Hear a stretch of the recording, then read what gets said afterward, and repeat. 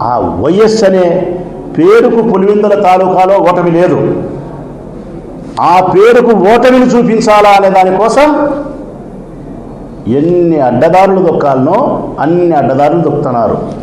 వీళ్ళు ఎంచుకునే అడ్డదారుల్లో మొట్టమొదటిది హింస, రక్తపాతాన్ని, దౌర్జన్యాన్ని ఎన్నుకున్నారు వీళ్ళు, అందుకే దాడులు చేస్తున్నారు. రెండవది పోలీస్, ఇది చాలా కీలకమైంది. మూడవది వీళ్ళు ఎన్నుకునేది ఎన్నికల కమిషన్ను కూడా ఉపయోగించుకోవడం. బూతులు కావాల్సిన బూతులు మార్చుకుంటాం, ఏమైనా చేస్తాం. డబ్బు నాలుగవది, విచ్చలవిడిగా డబ్బు.